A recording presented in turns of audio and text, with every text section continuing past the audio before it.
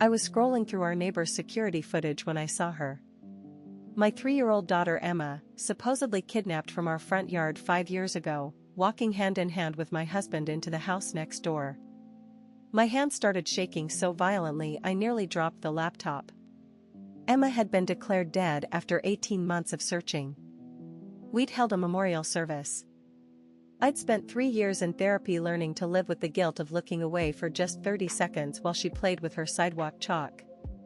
But there she was on the screen, alive and smiling, her little pink dress the same one she'd been wearing the day she disappeared.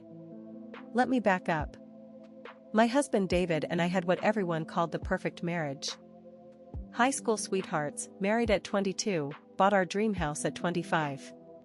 When Emma was born, David seemed like the devoted father every woman dreams of.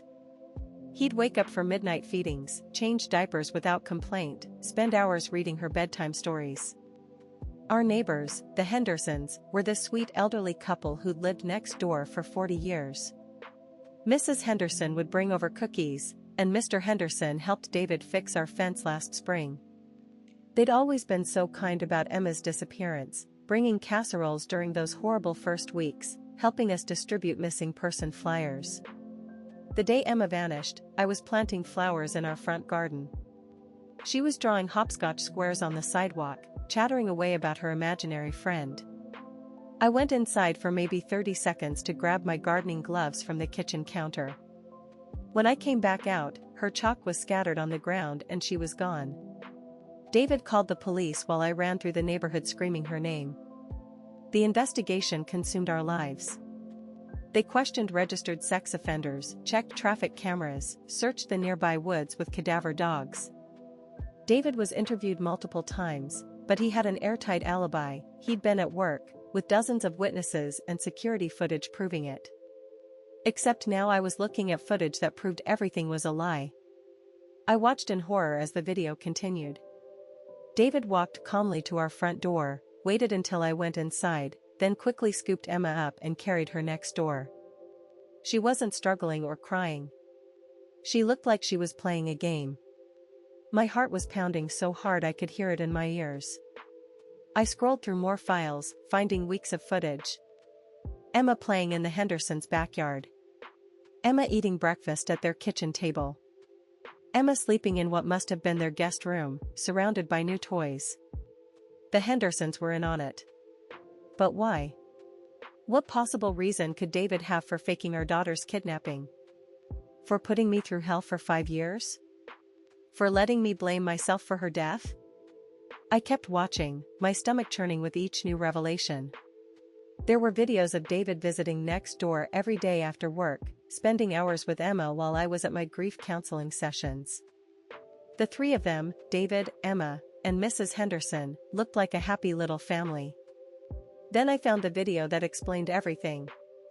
It was dated 2 weeks before Emma's disappearance. David was sitting in the Hendersons' kitchen, and I could read his lips clearly. The divorce will destroy me financially. If Emma's gone, Sarah will be too devastated to fight for alimony. The son of a bitch had been planning to divorce me and steal our daughter to avoid paying support. I was spiraling.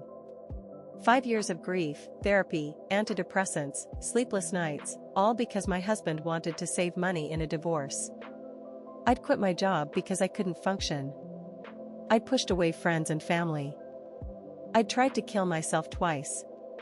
And Emma, my beautiful little girl, had been 50 feet away this entire time, probably told mommy didn't want her anymore. I could have called the police right then. Could have run next door screaming. Instead, I sat in my car for 2 hours, rage building inside me like a nuclear reactor approaching meltdown. David had destroyed my life for money. He'd stolen 5 years from me and Emma. The Hendersons had watched me fall apart and brought me sympathy casseroles while hiding my daughter in their basement. They wanted to play games? Fine. I'd learned a few things about deception over the past 5 years.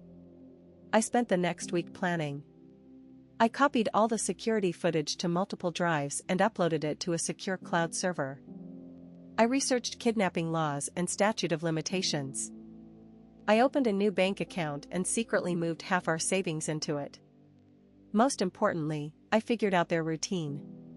Emma went to the backyard every day at 3 p.m. while Mrs. Henderson napped and David was still at work. On Friday afternoon, I climbed the fence separating our yards. Emma was older now, 8 instead of 3, but she knew me immediately. "Mommy," she screamed, running into my arms. She wasn't scared or confused, she was ecstatic. Mrs. Henderson had obviously told her some story about why I couldn't see her, but Emma had never stopped loving me. "We're going on an adventure, baby," I whispered, carrying her back over the fence to my car. I drove straight to the police station with Emma and my laptop full of evidence. The desk sergeant's face went white when I explained who I was. Within an hour, FBI agents were viewing the security footage while Emma told them how Daddy and Grandma Helen had been taking care of her in the special house where she had to stay quiet during the day. David was arrested at his office.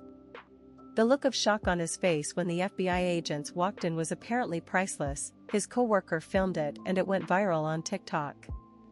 The Hendersons tried to claim David had threatened them, but the footage clearly showed them willingly participating. Mrs. Henderson's sympathy cookies during my darkest moments became evidence of her calculated cruelty. David got 15 years for kidnapping and fraud. The Hendersons got 8 years each as accomplices.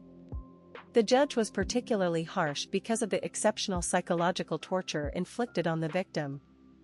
But the best revenge? Emma testified at their sentencing hearing. 8 years old, standing at that podium, telling the judge how she'd missed her mommy every single day and didn't understand why Daddy said I didn't want her anymore. There wasn't a dry eye in that courtroom. Emma and I are in family therapy now, rebuilding our relationship. She's resilient in the way only children can be, and we're making up for lost time. We moved across the country for a fresh start, far from the house of horrors next door. The civil lawsuit settlement paid for Emma's college fund and then some. David's assets were frozen, his reputation destroyed, his career over. He'll be a registered felon when he gets out of prison, unemployable and alone. Sometimes I think about those 5 years he stole from us, and the rage tries to come back. But then Emma laughs at something silly, or tells me she loves me, and I remember what matters most.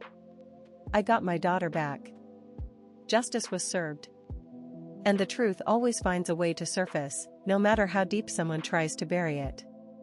Have you experienced something like this? Tell me in the comments.